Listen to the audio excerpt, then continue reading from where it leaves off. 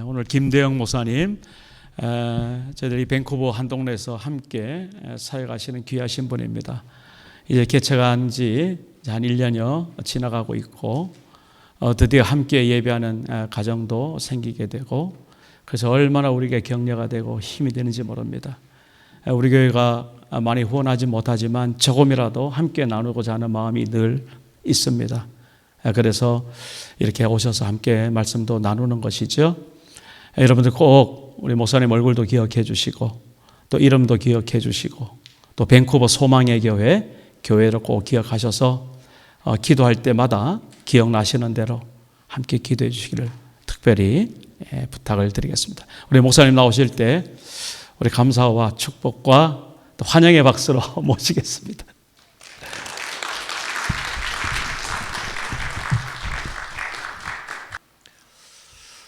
잠깐 기도하겠습니다. 살아계신 아버지 하나님, 부족하고 연약한 저는 주의 말씀 아래 감춰주시고 온전히 주님의 말씀만이 증거될 수 있도록 하나님 역사하여 주시옵소서. 오늘 이 말씀을 통해서 하나님의 은혜와 하나님의 놀라운 축복이 임하는 시간 될 수 있도록 하나님 도와주시옵소서. 모든 것을 주님께 맡기며 거룩하신 예수님의 이름으로 간절히 기도드립니다. 아멘. 네, 반갑습니다. 목사님께서 소개해 주신 대로 저는 올해 2022년도 1월 16일부터 가정에서 이렇게 예배를 시작을 했습니다. 주변의 분들은 집에서 예배를 드리면 사람들이 오겠는가라고 얘기를 하기도 했고, 요즘에 개척하기가 쉽지 않은데 그런 말도 들었습니다.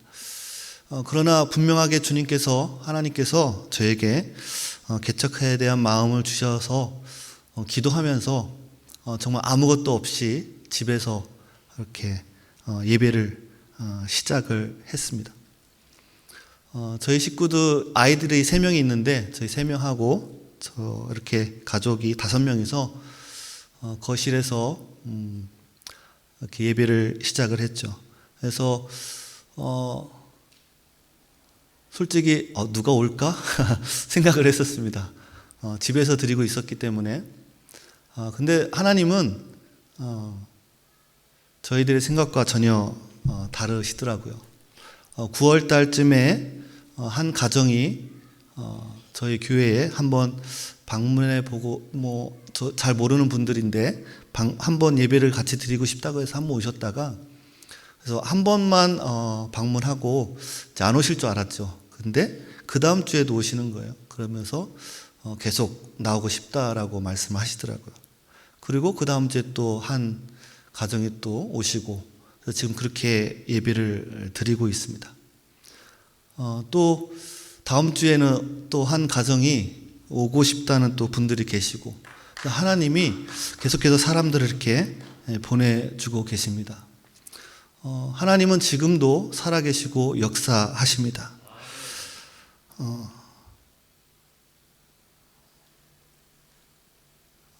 우리 밴쿠버 소망의 교회가 진실된 공동체로 이 밴쿠버 땅에 하나님의 원하시는 교회로 성장해 나갈 수 있도록 기도해 주셨으면 좋겠습니다.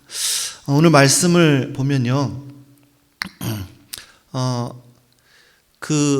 오늘 읽은 말씀은 4장인데 그 전에 3장에 보면 니고데모가 이렇게 예수님께 찾아오는 장면이 나오죠.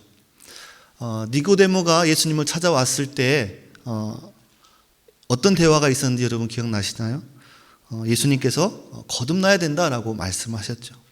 근데 오늘 읽은 본문의 4장은 예수님이 한 여인을 찾아가시는 장면입니다. 이 수가성이 한 여인을 찾아갑니다.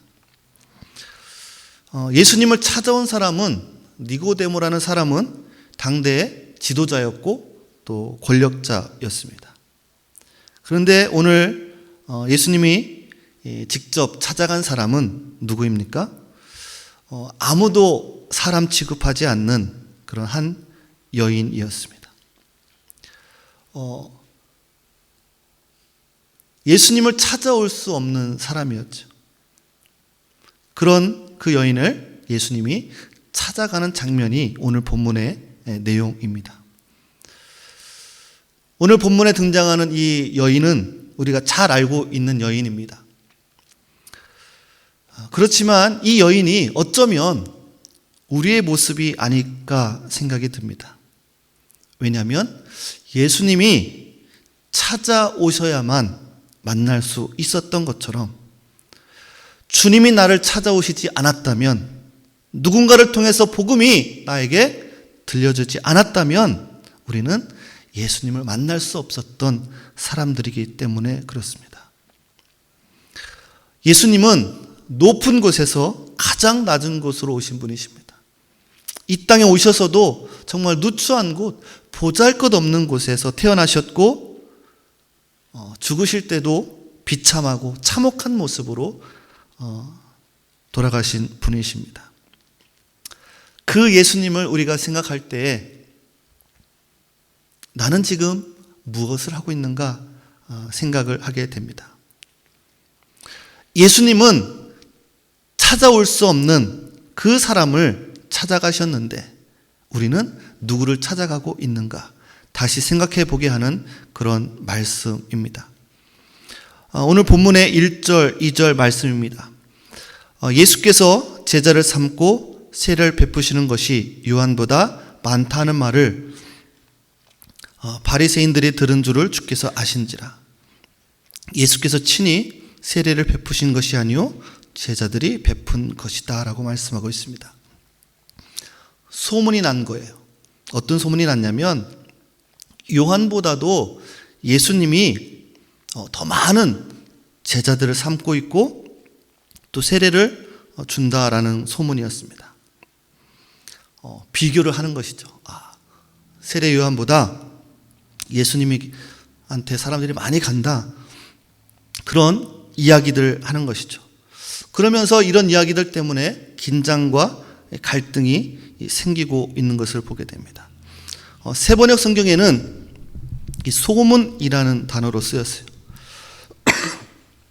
네, 죄송합니다. 제가 이게 잔기침을 하는데 감기는 아닙니다. 예, 감기가 아니고 병원 갔는데 이게 이유를 잘 모르더라고요. 기침이 계속 나오긴 하는데 이 때만 그래요. 예, 이 때가 지나면 또 괜찮아지기도 하는데 네, 감사합니다.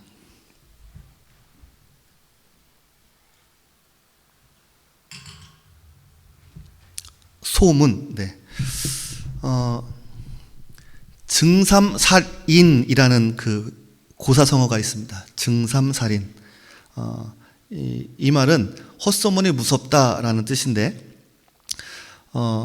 증삼, 공자의 제자로 평소 어머니의 사랑을 받는 그런 효자였습니다. 그런데 어느 날 이 어머니가 집안일을 하고 있는데 이웃 사람이 달려와서 이런 얘기를 하는 거예요. 여보시오, 이 당신 아들이 살인을 했대요 라고 얘기하는 거예요. 이 어머니는 믿을 수가 없었죠. 믿지 않았어요. 그런데 잠시 후에 친척분이 찾아오셨어요. 또 사회적으로 지위도 있었는데 똑같은 말을 하는 거예요. 증삼이가 살인을 했다라는 거예요. 그러나 이번에도 이 어머니는 아들을 믿었어요. 그런데 친척이 돌아가는 후에 한 사람이 막 달려와서 이렇게 얘기를 하는 겁니다. 당신의 아들이 체포됐어요 라고 얘기를 하는 거예요. 그리고 그 어머니에게도 빨리 도망가라고 얘기합니다. 왜냐하면 살인한 살인자의 가족도 살인자와 같은 형벌로 다스렸기 때문에 빨리 도망가라는 거예요. 막 그런 이야기들을 하고 있을 때 이 아들 증삼이가 돌아옵니다. 그러면서 어머니에게 이렇게 얘기합니다. 공부가 이제 끝나서 돌아왔습니다.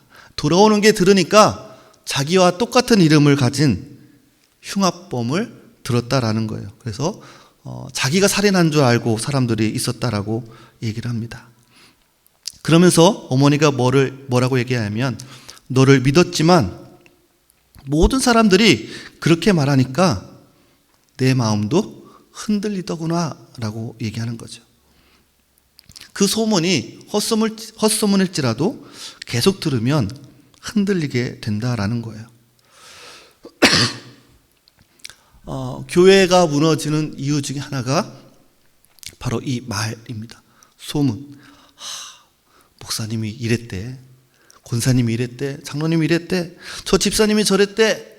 그런 이야기들이 돌면서 교회 공동체가 무너지게 되는 거죠. 소문이라는 것은 어떤 근거를 가지고 시작이 되지만, 이 소문을 내게 되면 그 소문을 내는 사람의 의도와 목적이 첨가되어서 떠돌게 되는 것이죠. 그래서 이런 소문들은 진실성과 관계없이 당사자가 변명할 기회도 주지 않고 사람들 사이에 퍼져나가면서 그 당사자를 쳐다보는 시선들이 바뀌게 되고 다른 마음들을 갖게 되면서 이 공동체의 단결력이 흔들리게 되어 버립니다. 그래서 정말 튼실한 기업체가 이런 소문들 때문에 악성 루머로 자금난을 겪고 무너지기도 하고, 건강한 가정이 무너지기도 하고, 행복한 교회 공동체가 술렁이기도 한다라는 거예요. 그래서 성경에서는 뭐라고 하냐면, 그들의 혀는 죽이는 살이라 거짓을 말하며 입으로는 그 이웃에게 평화를 말하나 중심에는 해를 도모하는도다 라고 말씀하고 있어요. 그런데 이 소문은 생명력이 없기 때문에 우리가 들어도 전달하지 않으면 곧 소멸된다라는 사실입니다. 너는 허망한 풍설을 전파하지 말며 악인과 연합하여 무함하는 증인이 되지 말며 라고 말씀하고 있습니다. 피차에 비방하지 말라라고 말씀하고 있어요. 이 당시에도 예수님과 요한의 사이에 그런 일들이 일어나는 거예요. 사람들이 수군수군 되는 거죠. 요한은 이렇고 예수님은 이렇고. 그런데 예수님은 어떻게 행하십니까? 그 자리를 떠나시기로 결정을 하십니다. 그 자리를 피하시는 거예요. 유대를 떠나서 갈릴리로 가기로 결정을 하십니다. 살렘과 에논에서 각각 세례를 주니까 사람들이 뒷말을 만드는 거죠. 누가에게 사람들이 많이 가더라. 그 갈등의 그런 환경 속에서 예수님이 그 자리를 피하는 것을 보게 됩니다. 우리의 인생, 그리스도인, 정말 예수님을 믿는 사람들은 신기하고 또 기적적인 삶을 경험하는 사람들입니다. 여러분 믿으십니까? 졌는데 지지 않았어요. 손해봤는데 손해보지 않았다라는 거예요. 무슨 얘기일까요? 하나님께서 절대로 우리가 손해보지 않게 하신다라는 거예요. 사람들은 손해와 이익을 꼼꼼히 따져서 나에게 이익이 되지 않으면, 손해가 되면 일을 하지 않거나 또 사람과의 관계를 하지 않는 경우들이 있습니다. 그런데 그리스도인들은 어떤 사람들입니까? 기꺼이 자발적으로 손해를 봅니다. 그런데 그게 손해본 게 아니다라는 거예요. 주님이 저와 여러분에게 그대로 손해보도록 내버려 두지 않으신다라는 거예요. 예수님은 유대를 떠나기로 결정하셨고 갈릴리로 가기로 결정하십니다. 3절 4절에 보니까 유대를 떠나사 다시 갈릴리로 가실새 사마리아를 통과하여야 하겠는지라 라고 말씀하고 있습니다. 유대를 떠나서 갈릴리로 가는 길은 세 가지 길이 있습니다. 지중해 연안을 따라서 이렇게 가는 길이 있고, 또 요단강 동편으로 해서 돌아서 이렇게 가는 길이 있고, 세 번째는 이 사마리아를 통과하는 길이 있습니다. 그런데 예수님은 이 사마리아로 통과하기로 결정을 하십니다. 사실 유대인들은 이 갈릴리와 유대를 왕래할 때에 절대로 이 사마리아를 통과하지 않습니다. 왜냐하면 이 아수르에게 패망한 이후에 아수르 왕이 이방인들을 이 사마리아 지역에 보내서 이 지역에 혼혈족을 만들게 됩니다. 피가 섞이게 만들죠. 그러니까 북쪽에 사는 유대인들과 남쪽에 사는 유대인들은 이 사마리아 지역 사람들을 사람 취급을 하지 않았어요. 혈통이 지키지 못했기 때문에 철저하게 배척하는 그런 지역이었습니다. 누구도 가지 않는 그런 곳이었습니다. 그 지역 사람들은 얼마나 상처가 컸겠습니까? 자신이 침략 당하고 싶어서 당한 것도 아니고 이러한 피가 섞인 것도 자신들이 원해서 그런 것이 아니었기 때문에 그렇습니다. 철저하게 고립된 그런 도시였습니다. 그런데 예수님께서는 사마리아를 통과하시겠다라는 거예요. 영어 성경에 보면 반드시 내가 그 길을 통과해야겠다라는 의미를 가지고 있습니다. 아무도 그 사마리아를 통과하지 않는데, 유대 사람이라면 통과하지 않는데 예수님은 그 길로 가시겠다라고 말씀하는 것입니다. 예수님은 이 땅에 사람들이 가지 않는 곳으로 가시기 위해 오신 것을 보게 됩니다. 주님은 섬김을 받으려 이 땅에 오신 것이 아니라 오히려 섬기고 자신의 목숨을 대속물로 우리에게 주시려고 오셨다라고 말씀하고 있습니다. 누구도 목숨을 내놓지 않는 이 세상에 목숨을 내어놓으시려고 오셨다라는 것입니다. 누구도 손해보지 않으려는 이 땅에서 세상에 손해보러 오셨다라는 것을 우리는 알게 됩니다. 여러분, 우리가 우리의 이익을 위해서 몸부림치며 기도하고 있습니까? 그렇다면 예수님을 따르는 삶이 아닌 것입니다. 세상을 따르는 삶을 살고 있는 것이죠. 누구든지 세상을 따르는 삶은 예수님을 따르는 삶이 아닌 것입니다. 예수님이 오신 목적을 우리는 기억해야 됩니다. 이제 연말이 되고 성탄절이 다가오죠. 예수님이 이 땅에 오신 목적이 무엇인가? 우리가 그것을 알 때에 우리가 진정 예배하는 목적도, 우리가 믿는 이유도 놓치지 않을 수 있게 되는 거예요.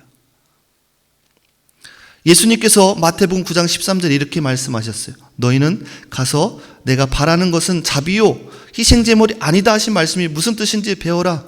나는 의인을 부르러 온 것이 아니라 죄인을 부르러 왔다라고 말씀하셨어요. 예수님께서 인용한 말씀, 내가 바라는 것은 자비요 희생제물이 아니다 라고 하는 말씀은 호세아 6장 6절 말씀인데, 이 당시 이스라엘 사람들은 제사에 목숨을 걸었어요. 제물을 바치는데 목숨을 걸었어요. 그런데 그렇게 제사에 목숨을 걸고 제물에 목숨을 걸었는데 그들의 삶 속에서는 그 진정한 제사의 의미가 드러나지 않았던 것이죠. 그런 제사와 제물의 목적과는 다른 상관없는 삶을 살았기 때문에 예수님께서 말씀하신 내가 바라는 것은 자비요 희생제물을 원치 않는다라고 말씀하고 있는 거예요. 너희들이 자비를 베풀고 긍휼을 베풀고 사랑을 베풀지 않으면서 예배를 드린다고 드리느냐? 예배에 목숨을 걸고 정말 예배를 잘 드리는 것, 그것이 잘못된 것이 아니죠. 그런데 그 예배 드리는 목적을 잊어버리고 있다라는 거예요. 주님은 의인을 부르러 오신 것이 아니라 죄인을 부르러 오셨기 때문에 죄인들을 찾으러 다니시는 것을 보게 됩니다. 이민사회의 교회를 보면 예수 믿는 사람들이 이 교회 저 교회 돌아다니는 모습을 보게 됩니다. 조금 더 좋은 설교를 들어보겠다고, 좀 더 편한 예배를 드리는 공간을 찾겠다고, 조금 더 좋은 시스템이 갖춰진 예배를 드리겠다고, 아니면 좀 더 편한 행정을 갖춘 곳, 그런 곳을 찾아서 전전합니다. 그러나 정작 예수님은 이 땅에 오신 목적은 그것이 아니었다라는 거예요. 죄인을 부르러 오셨다라는 거예요. 인자가 잃은 것을 찾아 구원하기 위해 오셨다라고 말씀하고 있습니다. 그래서 예수님은 그런 비유들을 많이 했잖아요. 잃어버린 어린 양 한 양을 비유로 말씀하시기도 하고, 한 드라크라물을 찾기 위해서 온 집안을 샅샅이 찾는 여인의 모습, 또 둘째 아들이 집을 나갔다가 들어올 때 그 아들을 맞이하는 아버지의 모습, 그런 비유들로 예수님이 이 땅에 오신 목적을 우리에게 설명해 주고 있는 것입니다. 이 땅에 수많은 교회들이 있습니다. 믿는 사람들을 섬기는 데 많은 시간을 들이고 힘을 쏟고 있습니다. 그것이 필요 없는 것은 아닙니다. 그러나 그 목적이 어디에 있는가라는 것이죠. 우리가 날마다 하나님의 말씀을 더 깊이 들어야 되고 말씀에 집중해야 되지만 정작 잃어버린 사람들의 관심은 우리에게 점점 멀어지고 있지는 않은지 우리가 생각해 봐야 된다라는 것입니다. 내 신앙, 내가 성장하고 내 믿음이 성장하는 것에 관심이 있지만, 그래서 듣는 귀는 커지고 설교를 분석하는 머리는 커졌지만 복음을 전하는 발걸음은 무뎌지지 않고 있는가라는 것입니다. 아무도 가지 않는 그 사마리아 땅에 예수님께서 가신 이유가 어디에 있을까요? 그것이 바로 선교이고 전도인 것입니다. 사마리아로 가는 것은 쉽지 않은 결정입니다. 내 명예와 내 명성과 스케줄을 생각하면 갈 수 너무나도 힘든 길이죠. 예수님께서 가지 않으면 예수님을 만날 수 없는 사람들이 사는 곳입니다.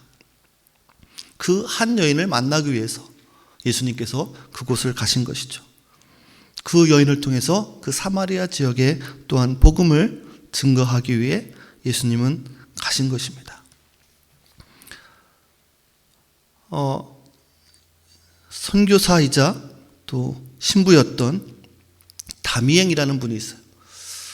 1840년도에 태어난 분인데, 이분이 그 선교 활동을 하면서 1865년도에 하와이에 그 나병 환자들이 생겨났는데, 이 나병 환자들을 그 하와이에 있는 무인도 이 몰로카이라는 섬에 추방을 합니다. 이 환자들만. 그래서 그 환자들만 그 섬에 모아놓는 거예요.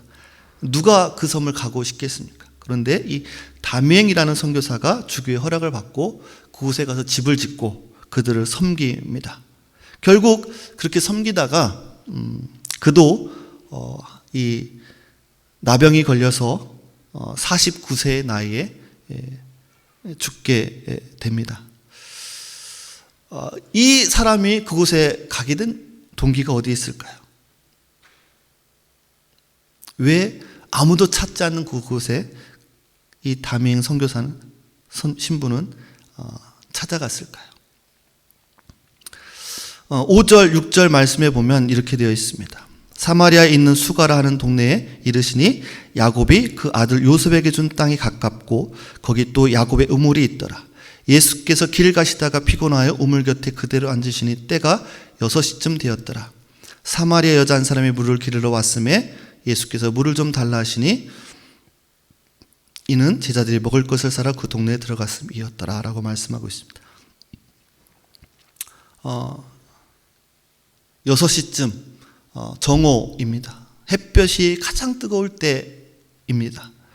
그때 이 여인이 물을 기르러 왔다라고 합니다.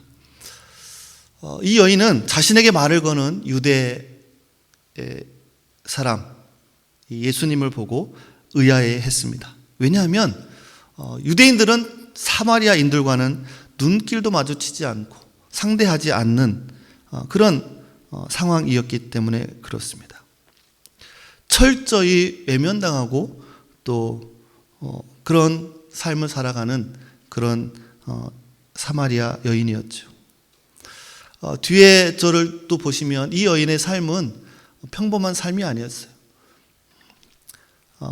많은 남편들이 있었었고 또 사람들을 피해서만 물을 기르러 오는 그 땡볕에 물을 기르러 올 수밖에 없는 그런 현실을 가지고 있는 여인이었습니다.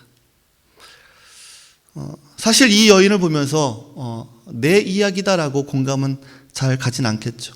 왜냐하면 이 여인보다 우리는 너무나도 많은 것들을 가지고 있기 때문에 그렇습니다. 그러나 공통점이 하나 있습니다. 그것은 우리 인생에 목마름이 있다라는 거예요. 갈증이 있다라는 거예요. 저는 이 캐나다에 2017년도 8월 달에 왔습니다.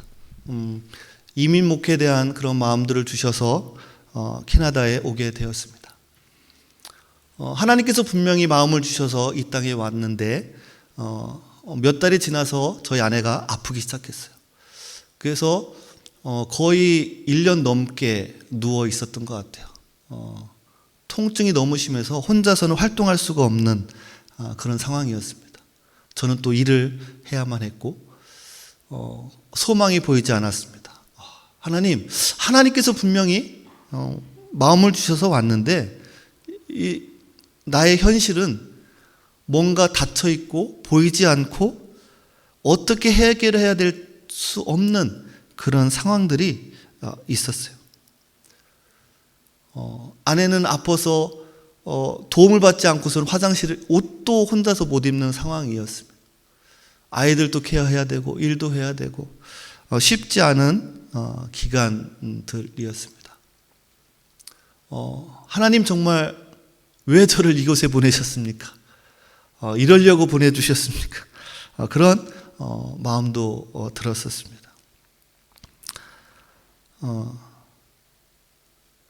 그때 만난 분들이 있습니다.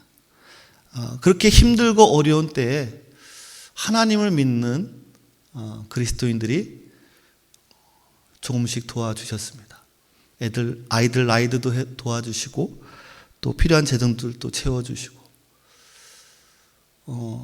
아무도 모르는 누구 하나 여기에 아는 사람 없이 왔기 때문에 누가 알겠습니까? 우리에 도움을 줄 수 있는 사람이 누구겠습니까? 그런데 이런 이야기들 듣고 선뜻 도와주시는 분들이 계셨던 것이죠. 예수님이 이 갈급한 심령을 가진 이 여인을 만나 주셨던 것처럼 곳곳에 그리스도인들이 저희들을 만나주고 도움을 주었던 것을 보게 됩니다. 그때 예수님께서 이렇게 말씀을 하세요. 내 하나님의 선물을 알고 내가 하나님의 선물을 알고 또 너에게 물을 달라 하는 사람이 누군지 알았더라면 도리어 내가 그에게 청하였을 것이고 그는 너에게 생수를 주었을 것이다 라고 말씀을 합니다. 니고데모가 찾아왔을 때는 너가 거듭나야 된다라고 말씀하셨는데 이 여인에게 찾아가셔서 이 물로 영생을 설명하십니다. 하나님의 선물이 무엇입니까? 영생이죠. 구원이죠. 거듭남이죠. 물로 영생을 설명합니다. 정말 높으신 곳에서 이 낮은 곳으로 오신 예수님, 가장 낮은 곳으로 오셔서 또 가장 낮은 사람에게 정말 볼 때 너무나도 보잘것없는 인생, 어떻게 보면 살아가는 것 자체가 힘든 그런 여인을 찾아오셨던 것입니다. 오늘날 많은 사람들이 공황장애, 우울증 이런 것들을 호소하잖아요. 이 여인을 만약에 요즘 의사들이 만나서 상담하고 진단을 했다면